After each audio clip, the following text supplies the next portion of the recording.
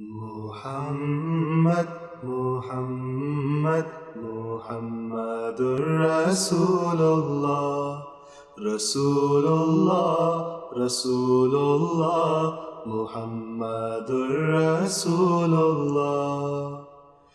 Hal ini merupakan sifat alami manusia, bahwa tempat di mana ia dilahirkan dan ganggang di mana ia melewatkan masa kecilnya, tempat itu menjadi tempat yang paling indah baginya di bumi ini. Ia begitu mencintainya, sehingga terkadang jika karena suatu hal ia terpaksa pergi meninggalkannya, ia akan merasa sedih, bahkan meneteskan air mata. Rasa cinta pada tanah air ini ada di alam sadar maupun di alam bawah sadar manusia, karena sejatinya ini telah terpatri dalam fitrah manusia. Oleh karena itu, menjadi suatu hal yang mengherankan ketika ada segelintir orang yang mengatakan bahwa nasionalisme atau cinta tanah air itu tidak ada dalilnya. Karena sejatinya al-Islamu dinul fitrah. Islam adalah agama fitrah, yakni ajarannya selalu bersesuaian dan tidak mungkin bertentangan dengan fitrah manusia. Lebih lanjut, jika kita mencermati kehidupan sang pembawa syariat Islam, baginda Nabi besar Muhammad sallallahu alaihi wasallam, kita dapati contoh-contoh bagaimana kecintaan beliau sallallahu alaihi wasallam pada tanah air.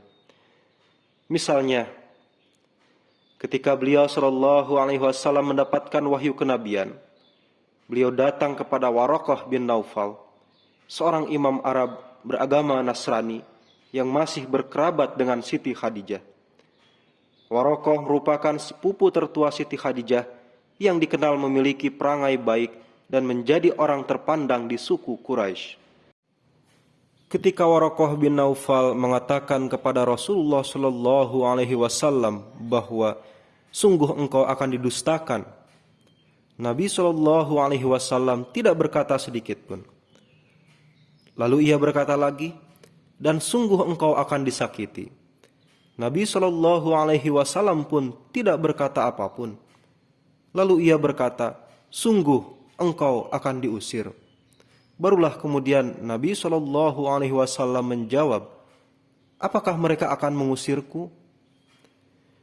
Dari reaksi spontan Nabi sallallahu alaihi wasallam ini, nampak jelas kecintaan beliau sallallahu alaihi wasallam kepada tanah air beliau dan beratnya hati beliau jika harus berpisah dengannya. Contoh yang kedua, pada kesempatan hijrah ke Madinah, ketika untuk terakhir kalinya beliau sallallahu alaihi wasallam melihat kota Mekah, beliau mengucapkan suatu kalimat yang menunjukkan kecintaan beliau pada kota kelahirannya itu. Beliau sallallahu alaihi wasallam bersabda, wahai Mekah, engkau adalah kota yang begitu suci, dan betapa aku menyayangimu. Jika saja kaumku tidak memaksaku untuk berhijrah, maka aku tidak akan tinggal di tempat lain selain Mekah. Contoh yang ketiga, kecintaan pada tanah air juga nampak dalam sabda beliau sallallahu alaihi wasallam berkenaan dengan Gunung Uhud yang berjarak 4,5 km dari Madinah. Beliau sallallahu alaihi wasallam bersabda, "Hadza jabalun yuhibbuna wa nuhibbuhu." Yakni, ini adalah gunung yang mencintai kita dan kita pun mencintainya. Contoh yang keempat, diriwayatkan juga bahwa ketika Nabi sallallahu alaihi wasallam kembali dari bepergian dan melihat dinding-dinding Madinah, maka beliau mempercepat laju untanya. Apabila beliau menunggangi unta, maka beliau menggerakkannya, yakni untuk mempercepat laju unta tersebut, karena kecintaan beliau pada kota Madinah.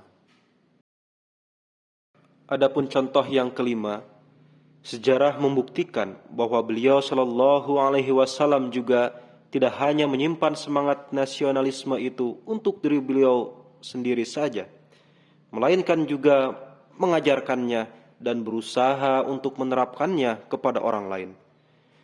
Diriwayatkan setelah hijrah ke Madinah dengan kapasitas sebagai kepala pemerintahan di sana, beliau Shallallahu Alaihi Wasallam membuat perjanjian dengan kabilah-kabilah Yahudi yang ada di Madinah untuk menegakkan keamanan dan perdamaian.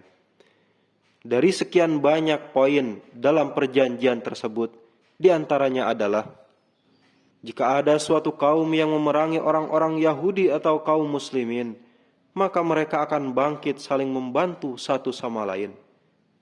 Demikian juga jika terjadi suatu serangan ke Madinah, maka semuanya akan bersama-sama menghadapinya. Ini adalah pondasi nasionalisme dan bela negara yang telah diletakkan oleh Nabi Muhammad SAW lebih dari 1400 tahun yang lalu.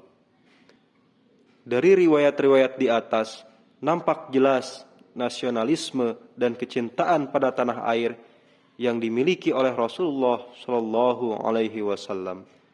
Tentunya kita sebagai seorang Muslim, setelah melihat semua amalan junjungan kita tersebut, sudah semestinya kita mengikuti suri teladan beliau Shallallahu Alaihi Wasallam, mencintai tanah air kita dan menjunjung tinggi nilai-nilai patriotisme dan nasionalisme.